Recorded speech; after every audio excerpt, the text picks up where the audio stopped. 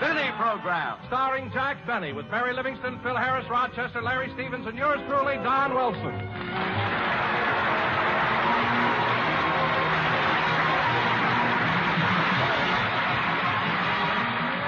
Well, let's go out to Jack Benny's house where we find Jack and Rochester cleaning out the swimming pool.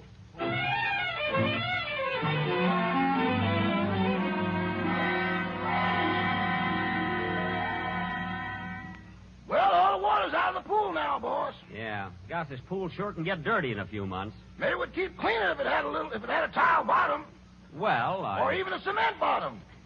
Well, In fact, any kind of bottom would be better than this Mississippi mud. Well, I would cement it, but I'm growing rice in the shallow end. Now, come on, let's start cleaning the pool. We'll begin down at the deep end. Okay. Watch your step going down the sloping part, because it's still wet and slippery. Ooh. Congratulations, boss. 18 inches further than last year. Rochester, help me up. Okay. Now, Rochester, pick up that stick and clean out the drain. What stick? That one up there on the edge of the pool. Boss, put on your glasses. That's the diving board. Oh. Anyway, let's get on with the scrubbing. Okay, I'll go to the house and get a bucket full of water. You don't have to go to the house for water. Just turn that handle up there. But, boss, that's the one that fills the pool. Don't worry. You turn the handle, and I'll hold this bucket under the pipe. But, boss, that'll be... Tut, tut, tut. Now go ahead and turn the handle. I've got the bucket. Okay. Ready? Yes. Turn it off! Turn it off! Turn it off!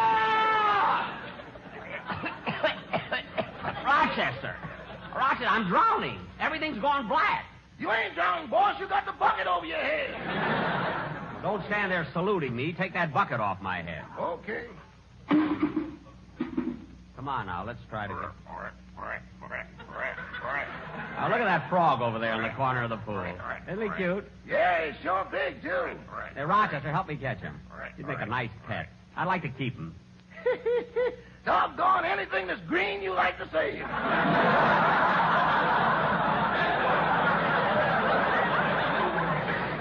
Hurry, he's hopping away there. Now I've got him cornered. Rochester, where did he go? Where is he? Put the bucket on your head. You got him trapped. On my head. Get him off. Get him off, quick. Hold still. I'll get him. Rochester, put down that broom. For heaven's sake, you could hurt me with that. Hello, Jack. What's all the excitement? Rochester, the next time... Boss, Miss Livingston's here to tip your frog. Huh? Oh, hello, Mary. Oh, darn it, he got away. And I wanted to keep him. Oh, Jack, you've already got a turtle, a lizard, a garter snake, 2 crickets, and a caterpillar. What do you want all those things for? Well, Mary, it's no fun coming home at night to an empty house. You know. That reminds me of the first time we met. Huh? When you leaned over and whispered in my ear, "Come up to my apartment, babe, and I'll show you my insects."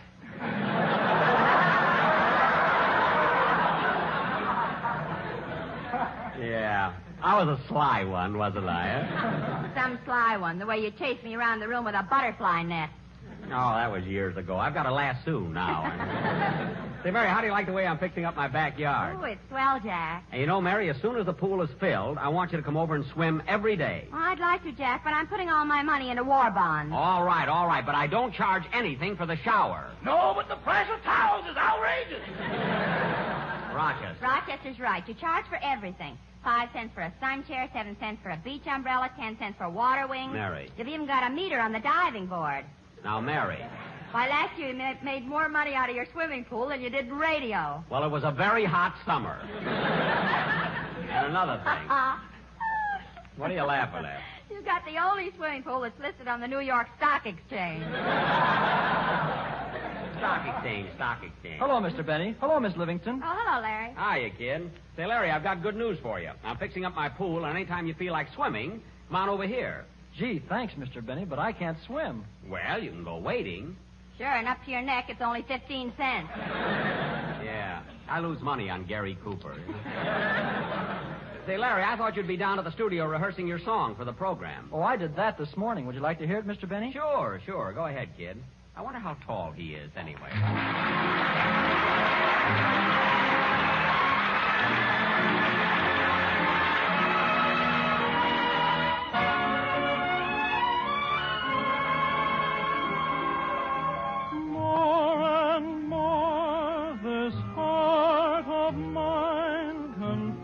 More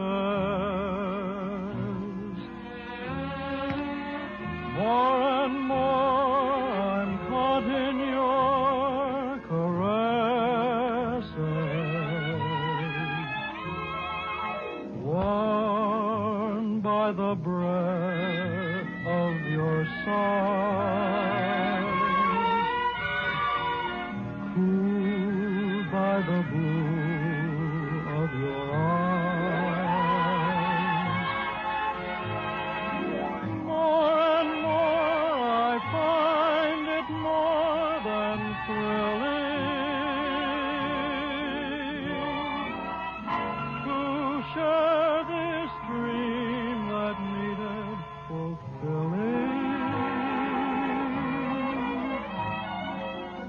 More and more I'm less and less unwilling to give up wanting more and more of you. More and more of you.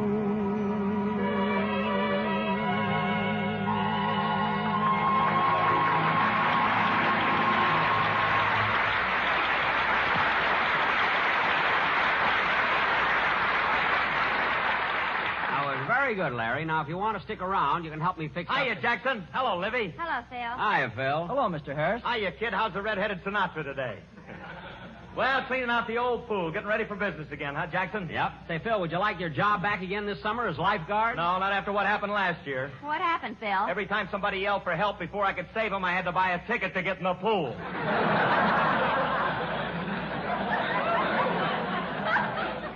Well, I'm sorry, Phil, but I can't afford to pay you a lifeguard salary and let you swim for nothing. And anyway... Rochester, what are you doing? I'm testing the diving board. Good. Now, will you go in the house and call the printer? Tell him we want the tickets for Wednesday. Yes, sir. Shall I tell him that this year we're going to pay him, or is he going to have to swim it out again?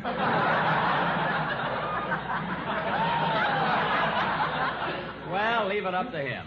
Yes, sir. By the way, Phil, what did you come over here for? Well, Jackson, I dropped by to ask you to do me a big favor. A favor? Yeah, you know the nightclub I'm running. Oh, yes. How's it going? Fine, and Jackson, tonight is celebrity night. Oh, celebrity night, eh? Yeah, and, well, I don't want to impose on you, but if you aren't doing anything, I thought that maybe you could come over and... Certainly, Phil. Certainly. I'll be glad to. What shall I wear? An apron. We're short of help. Look, Phil, if you think Hey, that Phil, I... who are the celebrities Jack's going to wait on? Well, I'm not sure who's going to show up, but this afternoon I got on the phone. I called up Ronald Coleman, Spencer Tracy, Clark Gable, Van Johnson, Mark Twain, Bing Crosby, and... Wait a minute, Phil. What, you called Mark Twain? Yeah?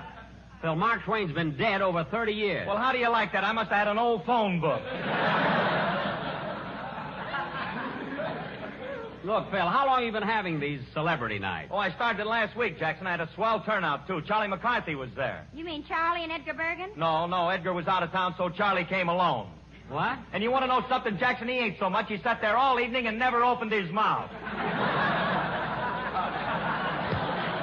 Well, for heaven's sake, Charlie McCarthy is a dummy. Look, Jackson, as long as they pay their check, I don't pry into their private affairs. Well, thanks, Phil, but I don't think I want to come over to your club tonight. Boss! What is it, Rochester? There's a gentleman here to see you, Mr. Kearns. Oh, Mr. Kearns, the newspaper man. I'll be right in.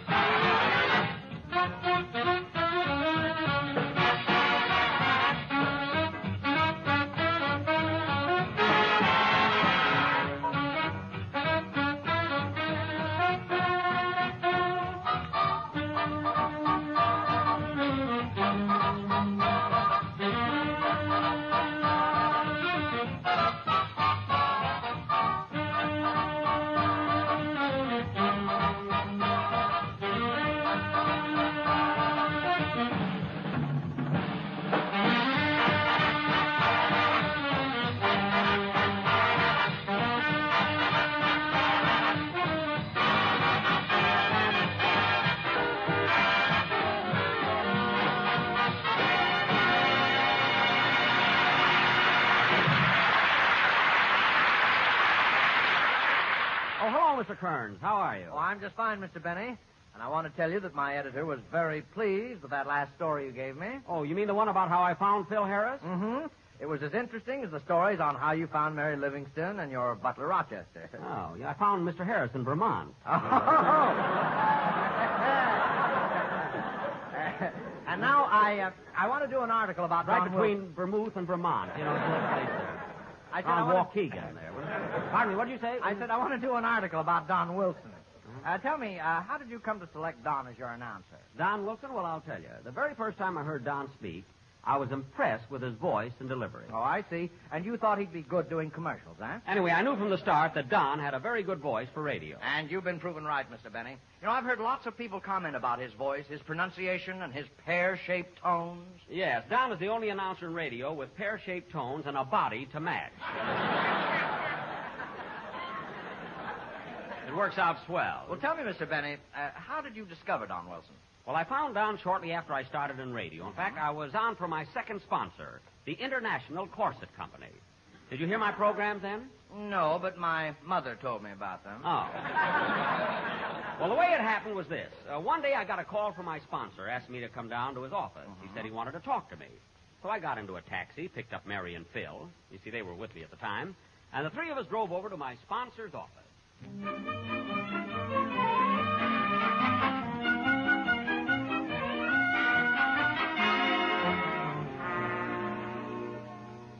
Say, Jack, your sponsor really has a nice building here. And he certainly believes in advertising. Yeah, look at that big neon sign. The International Corset Company. We cover the globe.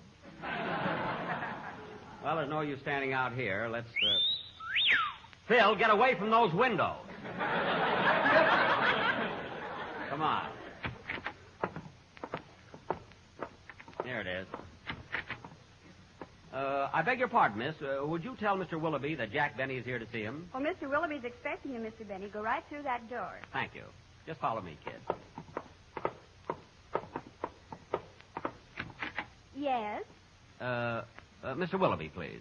Oh, you're Mr. Benny. Mr. Willoughby's expecting you. Go right through that door. Thank you. Thank you. Come on, kid. Yes? I'm here to see Mr. Willoughby. Oh, you're Jack Benny. Yes. Mr. Willoughby's expecting you. Go right through that door.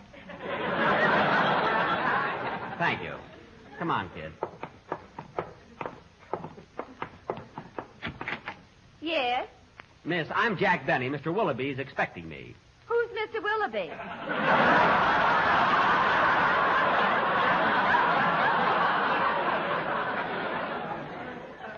Look, miss, isn't this the International Corset Company? Yes. Well, Mr. Willoughby is the president. Oh, you mean Snoogey.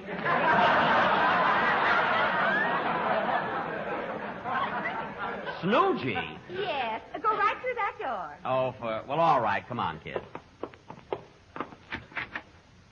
Mr. Willoughby? Yes, surprise?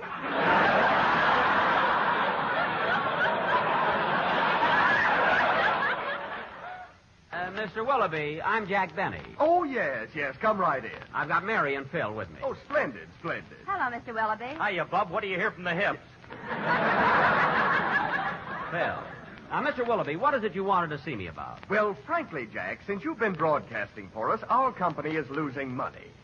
Losing money? But last week you said you had more orders than you can fill. I said we had more corsets than we can fill. Oh. We've been selling corsets for 15 years, and this is the first time the company is feeling the pinch. Oh, well, Mr. Willoughby, if people don't buy your product, what has my radio program got to do with it? Look, Jack, we're paying you enough money. Why don't you stop reading the commercials and hire a good announcer? Well, Mr. Willoughby, if you don't like the way I read the commercials, Phil Harris can do them. Now, wait a minute, Jackson. Here, Phil, read this commercial I dreamed up last night. Now, get this, Mr. Willoughby. The show opens with a big fanfare. Then we go into our theme song, dedicated to the modern miss who wears an international corset. Then, as the music of the theme song fades down, Phil steps up to the microphone and says... This program is sponsored by the International Corset Company. We don't guarantee to take it off you, but we can pack it in so nobody will notice.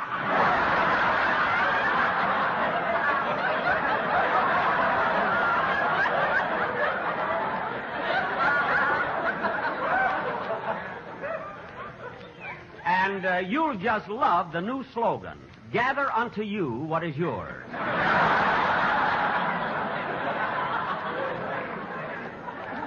And then we also... Wait a minute, Jack. Wait a minute. Those are the commercials I'm talking about. Now, look, Mr. Willoughby, you can't blame my program if you're losing money. There must be something wrong with the product. Something wrong with the International Corset? Are you crazy? Mr. Willoughby, I know what you said. But look... Have you ever heard of the woman in the window? Yes. Well, before using our product, she couldn't even get in the house. Hey, Mr. Willoughby, you asked for it. I received hundreds of complaints about your corset. Complaints? Yes, the steel you use in the stays is defective.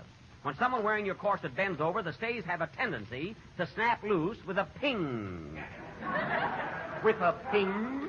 Yes. I can't believe it. It's incredible. Why, Wait a minute.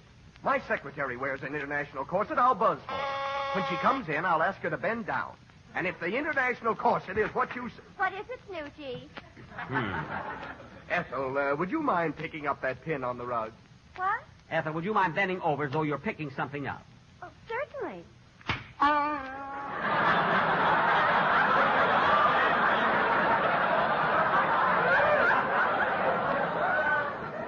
There. Did you hear that, Mr. Willoughby? Ping! No, it can't be. I don't believe it. Would you mind bending over again, Ethel? Certainly. There. That's the first time I ever heard Ethel ping. Mary. All right, you win, Jack. You win. But I'll give you a proposition. I'll put better steel in my corsets if you'll get a good announcer to do the commercials. Okay, Mr. Willoughby, it's a deal. Come on, Mary. Come on, Phil. Let's go. Well, what are you going to do, Jack? Yeah, where are you going to find an announcer? I don't know where I'm going to find one, but I know what I want. I want someone with a voice that's different. A voice that has dignity, charm. And I won't stop looking until I find one. I'll find an announcer if it takes me 10 years. And that's how you found Don Wilson? It wasn't that easy, Mr. Kearns. I tried voices. Deep ones, high ones, soft ones, loud ones. All right, you're next. Read this. The International Corset Company presents Jack Benny. Now, the show opens, and you say... The International Corset Company presents Jack... Never mind.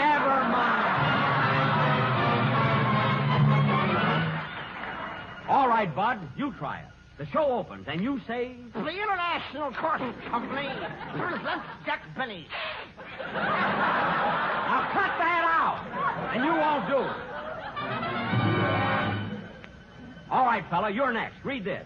The show opens, and you say... The International Corset presents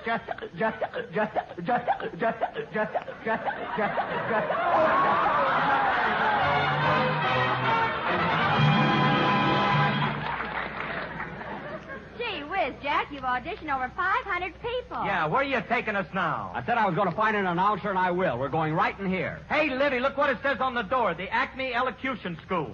Oh, yeah. We can train your vocals so you won't sound like a yokel. Come on, let's go in. A with a U is A-U. D with a U is D-U. U-D-U-D-U-A-U-A. G with a U is G-U. E with a U is A-U-E-U-D-U-D-U.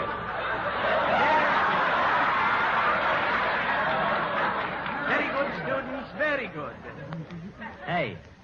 Hey, Mary, what do you think? P with a U is P-U-P-U. Why? Please, what's all this disturbance over here? Oh, I'm sorry if we're intruding, but I'm Jack Benny. I'm looking for a radio announcer. Well, you've come to the right place. Now, let's see. In this class, I have little Harry Von Zell, Billy Goodwin, Jimmy Wellington, and that fat boy over there is Donald Wilson. Donald Wilson? Say, I like that name, and he looks like he might be just right for my program. Certainly, Mr. Benny. I'll call him over. Oh, Donald, this is Jack Benny. How do you do? How with an H and an O and a U and an O and a D is a how-do-do. What? Eat. Hi. Give me a piece of pie. Eat. Hi. Phil, cut that out! Vermont.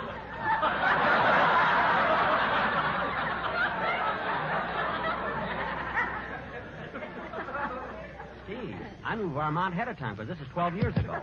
Now, Mr. Wilson, I'm considering you as an announcer for my program. And if you take the job, I hope everything turns out fine. I'm sure with an S and a U and an I with an S-U-U-S-U-U-I-L. Huh? He said, I'm sure it will. Oh. Now, Donald, class is over and you can speak naturally. Thank you. And Mr. Benny, I also want to thank you for this wonderful opportunity because I understand there's a lot of money to be made in radio. Not unless you own a swimming pool. What? P with an O and an O-O-L with an O-O-P and an O-P-A.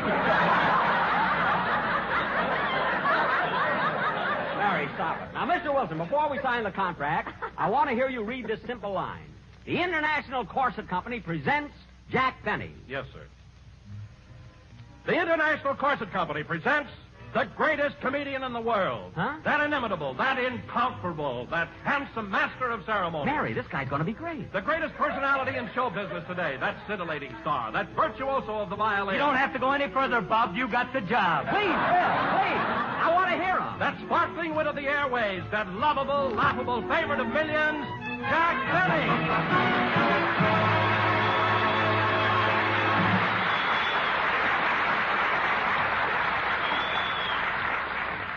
And that, Mr. Kearns, is how I found Don Wilson. And he did his first announcing job while I was still working for the International Corset Company. Well, that's a very interesting story, Mr. Benny. And I've been making notes so I could... Oh, darn it, I dropped my pencil. Oh, yes. I'll pick it up for you.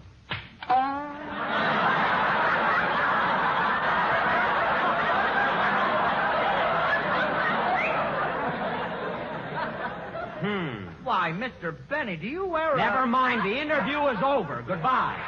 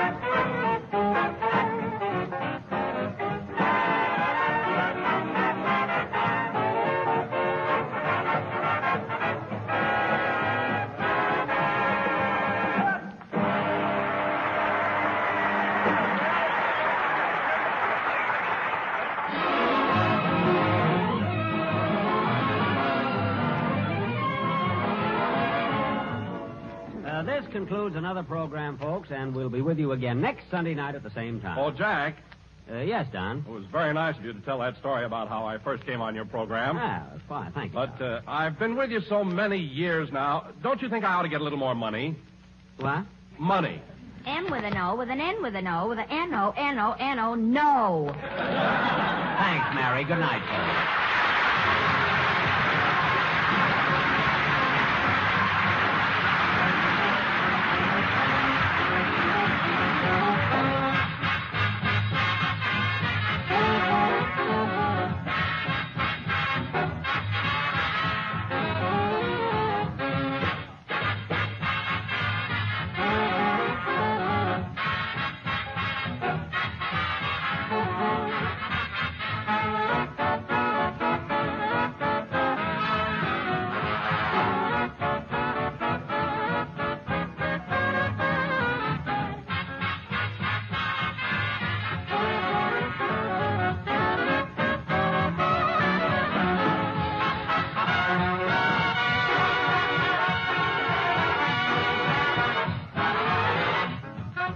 This is the Armed Forces Radio Service.